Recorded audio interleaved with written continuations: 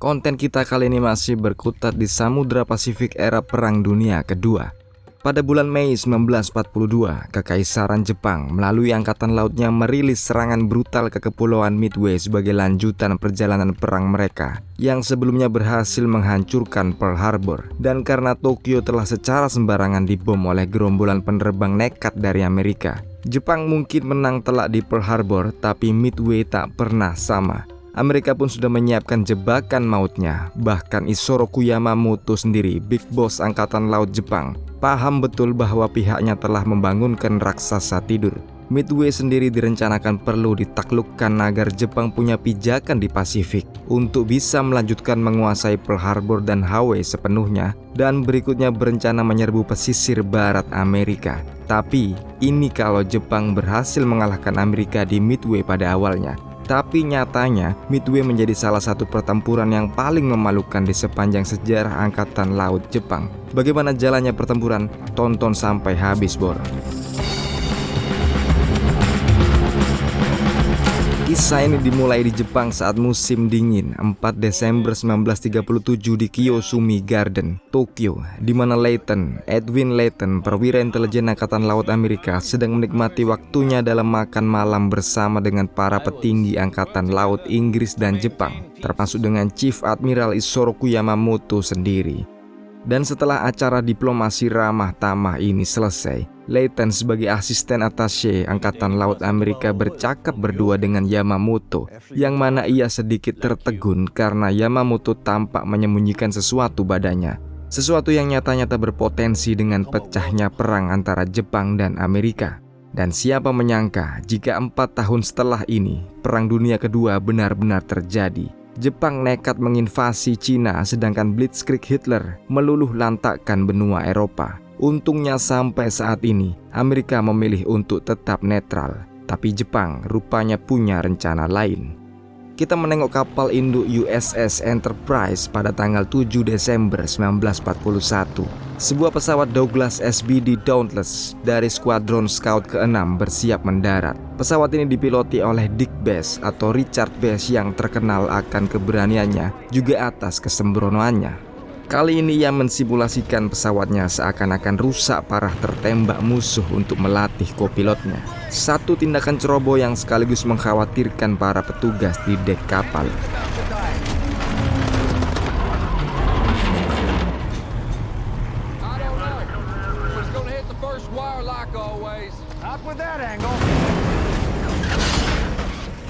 Setelah berada di atas kapal, Dick menerima kabar jika seluruh skuadron akan dikirim ke Pearl Harbor pagi ini, kecuali skuadron Dick sendiri yang harus tetap berada di Enterprise. Situasi di Pearl Harbor pun masih ayem dan anteng. Para personel Angkatan Laut menjalankan tugas seperti biasanya, termasuk di atas USS Arizona, salah satu kapal perang kelas Super Dreadnought Pennsylvania andalan Amerika. Tapi tiba-tiba suara gemuruh datang dari angkasa di horizon jauh yang langsung menyebar tembakan ke arah armada yang terparkir rapi ini.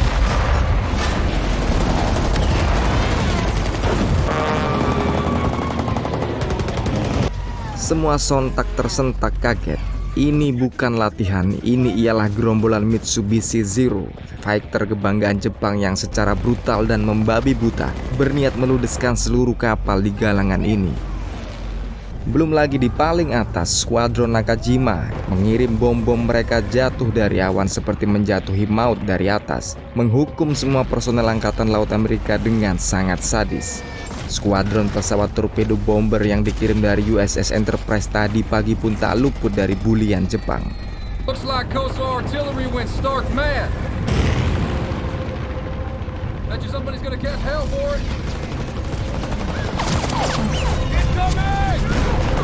Dan meski sudah berduel hebat, jelas mereka bukan lawan dari Zero Jepang ini.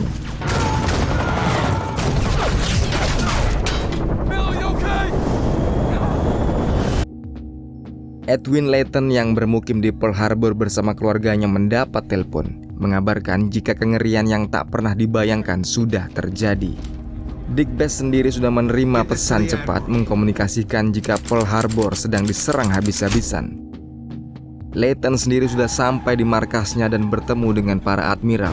Nah, jika kalian sudah melihat konten Ogut yang membahas film Tora, kalian pasti tahu jika Layton sudah memperingatkan para komandannya akan kemungkinan serangan di Pearl Harbor. Namun sayang tak ada yang percaya pada intelijennya sampai serbuan hari ini benar-benar terjadi seperti prediksi Layton. Dan bagi yang belum sempat melihat Tora, bisa kalian cek alur filmnya melalui tombol di kanan atas layar. USS Enterprise pun tak tinggal diam. Skuadron Dick Bass turut diberangkatkan melalui perintah Admiral Bull Halsey. Misi mereka ialah melacak armada Jepang yang sudah mengirim pesawat-pesawatnya untuk menyerang Pearl Harbor. Nabor serangan ini benar-benar mengguncang Amerika. Tak ada yang mengira bahwa Jepang nekat berlaga away jauh dari rumahnya. Ini juga ditambah alasan jika Amerika pantas merasa aman karena memang merekalah eksportir utama gas untuk Jepang. Dengan hancurnya Pearl Harbor, ini seakan-akan pengkhianatan yang super besar dan tikaman dari belakang bagi publik Amerika. Tapi sampai matahari tenggelam, Dick Bass tak berhasil menemukan lokasi sesungguhnya armada Jepang ini. Dan ketika USS Enterprise tiba di Pearl Harbor, hanya pemandangan apokaliptik yang tampak kini.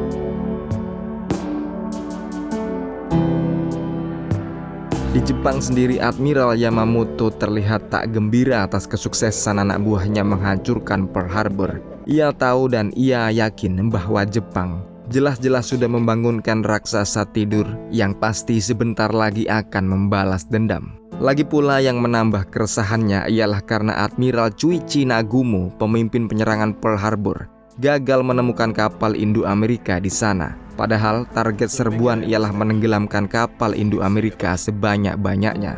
Belum lagi mengingat permasalahan internal antara Angkatan Laut Jepang dengan Angkatan Daratnya yang selalu berbeda pendapat atas strategi peperangan. Angkatan Darat merasa tugas Angkatan Laut hanyalah mengantar pasukan Angkatan Darat untuk berperang di Asia Tenggara dan merebut sumber daya alam di sana.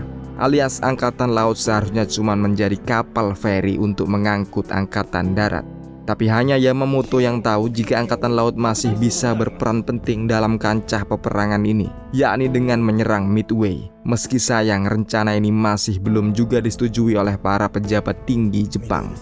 Sementara itu, pasca penyerangan Pearl Harbor, Amerika menunjuk Chester Nimitz sebagai Fleet Admiral Samudra Pasifik. Nimitz diinformasikan jika saat ini Amerika tak bisa berhead-to-head dengan Jepang karena Jepang punya lebih banyak kapal induk, punya lebih banyak pesawat dan jumlah armada yang mengerikan yang sebenarnya bisa menaklukkan siapa saja di Pasifik. Dan jelasnya, teknologi Jepang hingga saat ini masih di atas level Amerika. Meski masih penuh keraguan, Nimitz pun berangkat ke Pearl Harbor dan bertemu dengan Layton untuk lantas memberinya misi balas dendam pertama kepada Jepang, yakni Layton harus mengetahui informasi di sekitar Pulau Marshalls karena USS Enterprise dengan Admiral Bull Halsey sedang menuju ke sana. Maka tanggal 1 Februari 1942 di Kepulauan Marshalls, skuadron demi skuadron diberangkatkan. Dick Bass sendiri langsung masuk ke pesawat Douglas Devastatornya dan kebagian untuk menyerang pada tahap akhir setelah skuadron lainnya menyerang dari awal. Di tengah jalan, informasi disebar jika ada landasan terbang milik Jepang yang penuh dengan fighter dan bomber Jepang sedang terparkir. Dick Bass pun langsung banting kanan dan mentargetkan bandara ini. Tapi Jepang yang melihat pesawat Dick Bass sedang diving ini tak diam begitu saja.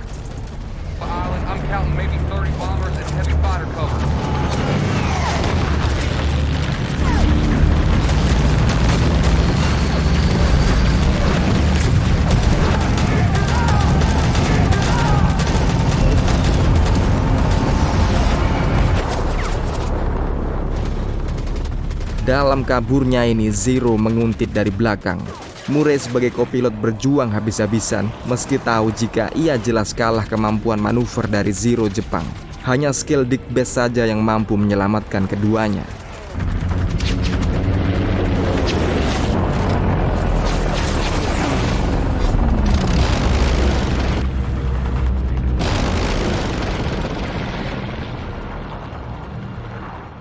Tapi baru beberapa menit pulang ke Enterprise, alarm sudah berbunyi nyaring.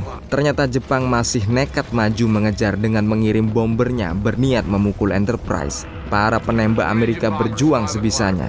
Tapi ada satu bomber, Mitsubishi G3M berniat kamikaze. Untungnya ini masih bisa dihadang oleh Bruno Gaido.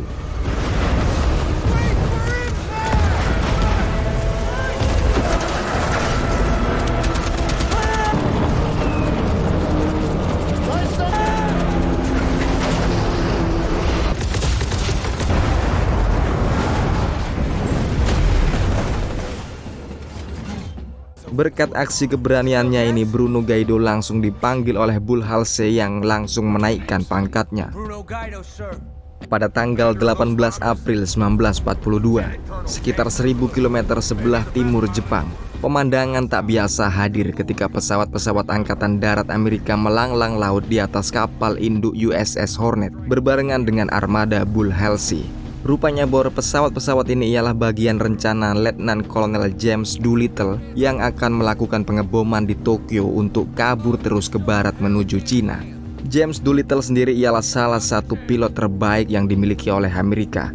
Skuadronnya memilih mengendarai North American B-25 yang seharusnya tak mungkin bisa lepas landas dari sebuah kapal induk kecuali dikendarai oleh pilot-pilot berpengalaman.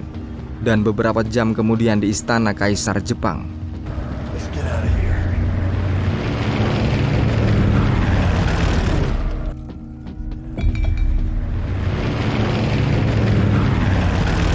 pengeboman yang tercatat dalam sejarah berhasil merusak halaman Istana Kaisar ini sungguh sangat memalukan seluruh perangkat militer Jepang. Bagaimana tidak, mereka jelas sudah gagal memberi pelindungan untuk langit rumah kaisar mereka sendiri. Demikian pula dengan Isoroku Yamamoto yang tertegun dan pasrah dalam sepinya. Setelah pengeboman yang singkat dan nekat ini, Doolittle kehabisan bahan bakar saat menuju Chuzhou di Cina dan terpaksa meloncat dari pesawatnya tanpa tahu ia mendarat di Cina beneran atau masih di perairan Jepang. Sedangkan di Jepang sendiri, pengeboman yang mengancam nyawa kaisar ini akhirnya membuat para staf jenderal dan petinggi militer Jepang melek matanya. Perdana Menteri Jepang saat itu, Hideki Tojo, langsung menyetujui proposal Isoroku Yamamoto untuk menyerbu Laut Koral untuk berikutnya memukul kepulauan Midway. Sementara itu di Zhejiang, Cina, Doolittle tertangkap oleh para gerilyawan Cina. Doolittle pun menjelaskan jika skuadronnya telah mengebom Tokyo dan kini dirinya harus menuju ke Chuzhou untuk berikutnya kembali ke Amerika. Demi mendengar bahwa Doolittle ialah pilot yang melukai tanah Jepang, ia pun dianggap sebagai pahlawan dan dielulukan sebelum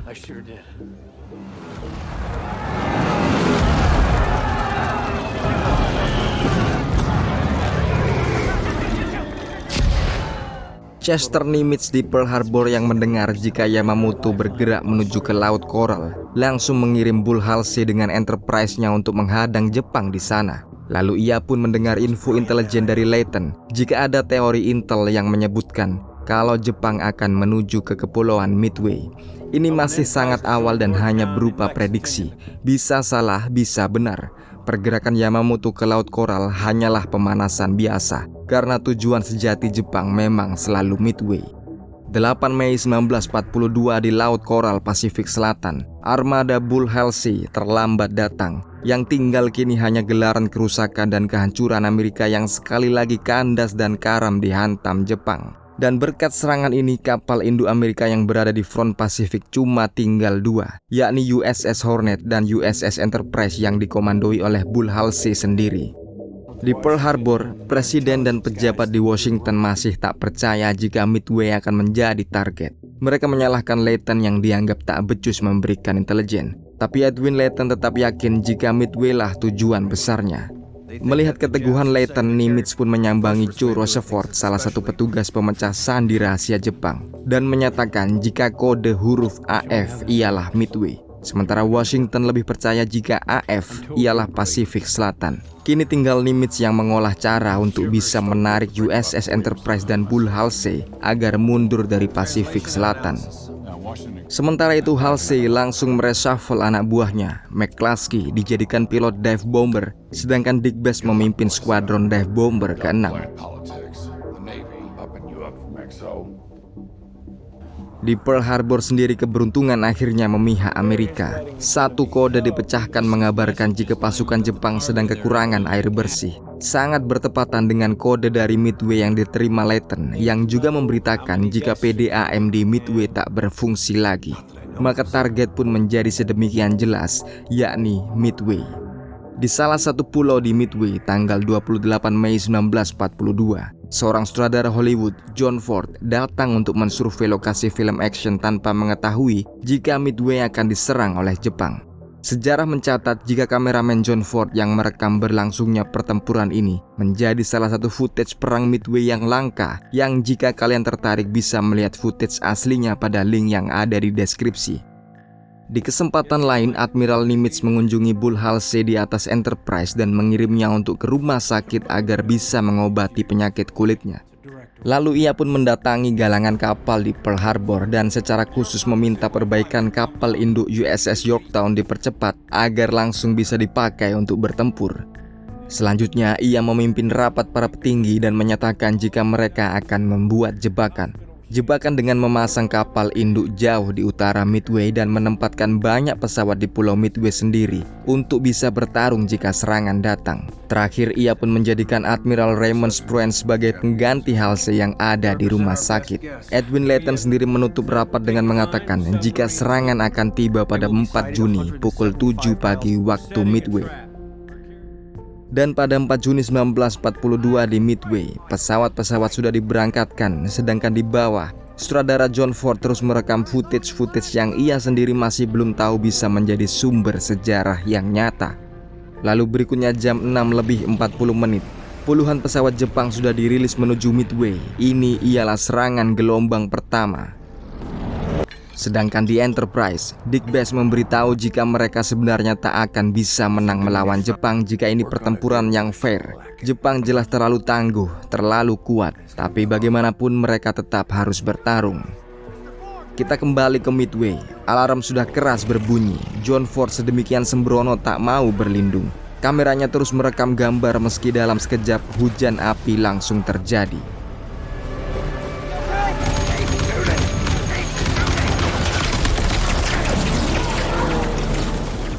Pukul 7:10, pesawat-pesawat yang tadi subuh diberangkatkan dari Midway langsung putar balik dan berusaha mengejar armada Jepang untuk langsung membuka pertempuran. Vice Admiral Chuichi Nagumo tahu jika ini ialah skuadron Amerika yang dikirim dari pulau Midway, bukan dari kapal induk. Ia pun memutuskan untuk mengirim serangan pembom sekali lagi, serangan gelombang kedua. Ia belum tahu jika beberapa menit kemudian ia akan membuat kesalahan fatal yang terkenal dalam sejarah. Sementara itu, Enterprise terus mendekat dari utara dan baru diketahui oleh pesawat pengintai Jepang ketika sudah terlambat. Chuichi Nagumo yang mendengar ini pun kebingungan. Tak mungkin armadanya dengan mudah dijebak Amerika.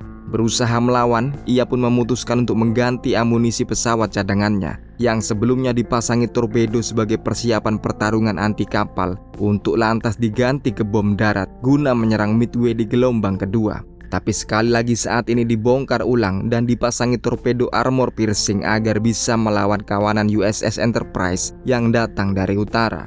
Ini jelas sebuah kegilaan dan kesalahan yang fatal yang akan membuat Chuichi malu sepanjang hidupnya. Chuichi Nagumo seakan lupa pergantian amunisi pesawat ini akan memakan waktu yang lama. Dan selama pergantian ini, armadanya jelas akan menjadi sangat rentan diserang musuh. Lagi pula, ia telah melanggar perintah Isoroku Yamamoto yang memerintahkan agar pesawat cadangan tetap disimpan dilengkapi dengan torpedo untuk pertarungan anti kapal.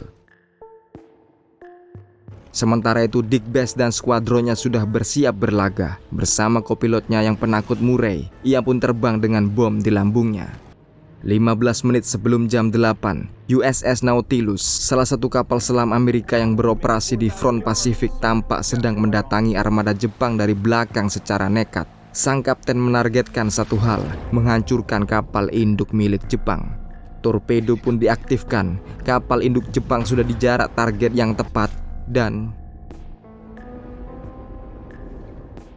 masih meleset. Sedangkan Nautilus sendiri kini diteror oleh bom bawah laut yang dijatuhkan oleh kapal perang Jepang. Jepang mengagumi keberanian kapal selam yang bertarung solo ini meski masih belum berhasil. Sebuah destroyer pun dikirim untuk mengejar dan menakuti Nautilus. Hingga Nautilus akhirnya berhasil kabur.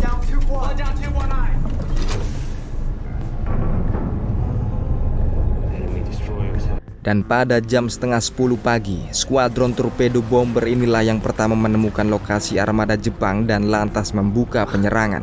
Tapi semua pihak tahu jika pesawat torpedo bomber bikinan Amerika ini cuma mainan anak-anak di mata Angkatan Laut Jepang.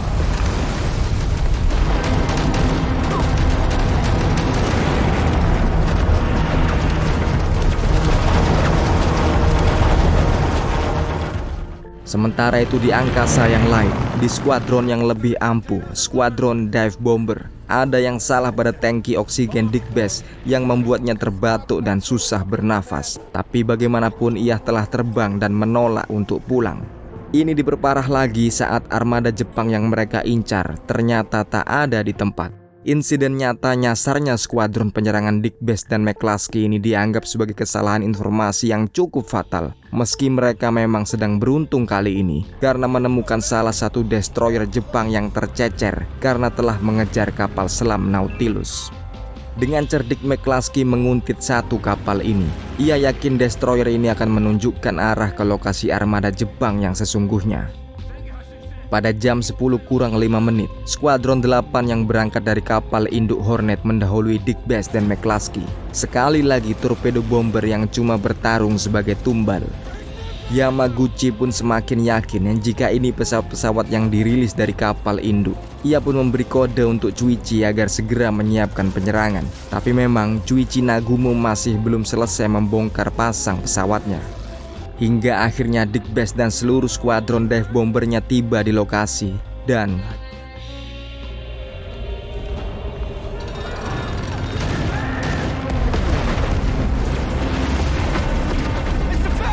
ini sangat mengejutkan Chuichi. Dive bomber Amerika sudah datang saat pesawatnya belum siap untuk bertarung. Para penembak Jepang sendiri terus mengeluarkan apa yang mereka punya. Mereka sadar jika dek mereka jebol terkena bom, Amerika seperti sama saja membakar gudang mercon.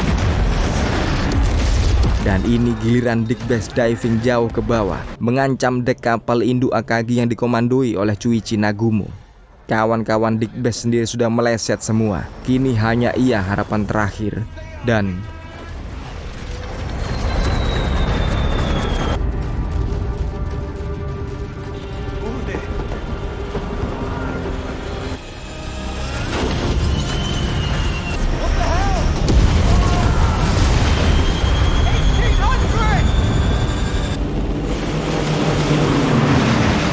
sekarang saatnya untuk kabur. Di langit sisi lain, McCluskey masih dikuntit Zero Jepang dalam kaburnya. Kopilotnya mati-matian melawan dengan combo senapan mesinnya. Tapi McCluskey sendiri akhirnya tertembak.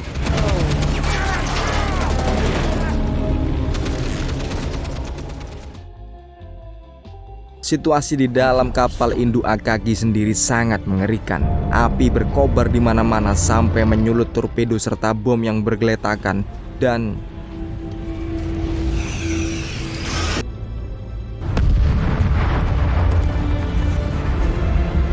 Chuichi Nagumo yang menyaksikan ini setelah kabur ke kapal lain tak sanggup berucap. Kalau saja ia tak mengubah amunisi skuadron pesawat cadangannya ini, kengerian yang fatal ini tak akan terjadi. Jam setengah 5 sore di kapal kebanggaan Jepang, Battleship Yamato, 100 kilo di barat Midway. Kabar sampai di Isoroku Yamamoto jika Chuichi Nagumo kehilangan kapal induk Kaga, Soryu dan Akagi. Seperti ditusuk hati Isoroku Yamamoto membaca telegram ini. Ia jelas sudah dijebak mentah-mentah oleh Amerika. Tapi Jepang belum juga mau menyerah. Yamaguchi dari kapal induk Jepang yang terakhir dan masih sehat menyiapkan skuadron terakhir mereka. Membriefing para pilot agar menjalankan misi dengan gagah berani. Ini pun dijawab Amerika dengan mengirim sekali lagi dive bomber mereka. Digbes pun berangkat lagi kali ini bersama seluruh skuadron Amerika yang tersisa.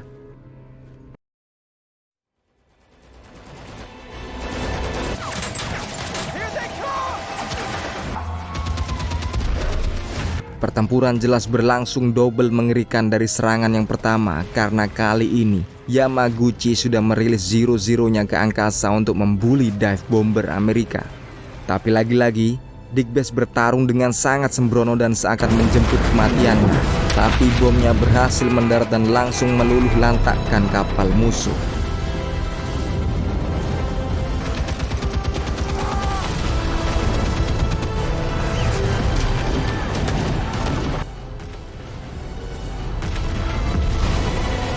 Di Pearl Harbor, para istri pilot ini berkumpul dan saling memberi kabar. Istri Dick Bass pun khawatir. Ia menyangka jika suaminya telah mati. Tapi sebelum matahari benar-benar tenggelam, Dick Bass berhasil mendarat di Enterprise. Malam hari dan api masih berkobar di kapal induk Admiral Yamaguchi. Dan alih-alih menyelamatkan diri dan guna menghindari rasa malu, ia memutuskan untuk tinggal di kapal ini sampai ajalnya tiba bersama wakilnya. Sementara semua anak buahnya ditransfer di kapal lain.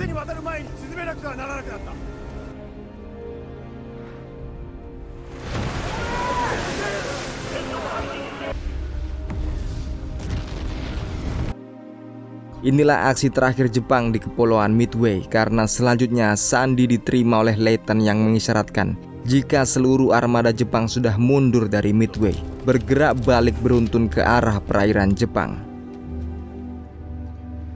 Nah Bor, diceritakan di akhir film, Bull Halsey kembali bertugas setelah keluar dari rumah sakit dan menjadi salah satu dari 4 orang yang pernah menyandang pangkat Fleet Admiral di Angkatan Laut Amerika. Sementara itu Chester Nimitz terus mengkomandoi armada Pasifiknya sampai hari di mana kapalnya merapat di Teluk Tokyo. Ia pun menyaksikan sendiri bagaimana Jepang menyerah pada tanggal 2 September 1945. Sedangkan Isoroku Yamamoto tertembak dan terbunuh saat berpergian dengan pesawat untuk melakukan inspeksi dan dipergoki oleh kawanan fighter Amerika di Kepulauan Solomon pada tahun 1943. Jika kalian tertarik atas kronologi kematian Admiral Yamamoto, kalian bisa tekan tombol di kanan atas layar.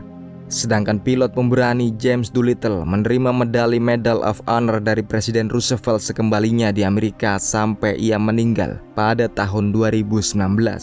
Di Cina sendiri, sekitar 250.000 rakyat Cina dibantai oleh pasukan Jepang karena ditengarai telah membantu Letkol Doolittle melarikan diri setelah mengebom Tokyo. Wade McCluskey dikisahkan terus berkarir di Angkatan Laut hingga akhirnya ia mengkomandoi kapal induknya sendiri. Dan namanya pun diabadikan sebagai penghargaan keberanian di lingkungan Angkatan Laut Amerika. Sedangkan Edwin Layton terus menjadi bawahan Nimitz selama Perang Dunia Kedua. Ia pun akhirnya menerbitkan buku yang menjelaskan betapa pentingnya peran pemecah sandi rahasia musuh selama pertempuran Midway. Richard Dick Bass sendiri akhirnya pulang meski harus terluka paru-parunya karena oksigen yang tak murni di tangki pesawatnya. Ia dijemput oleh istri dan anaknya dan segera dipensiunkan dini akibat cederanya ini. Oleh Angkatan Laut Amerika, Dick Bass dianugerahi Navy Cross dan salah satu dari 2 pilot dalam sejarah Amerika yang melumpuhkan 2 kapal induk musuh dalam sehari. Nah, demikianlah konten kita kali ini Bor. Semoga kalian tetap kerasan standby di channel Jauh Dekat Film dengan Ogut. Kita jumpa lain kali. Wassalamualaikum, yuk, bye.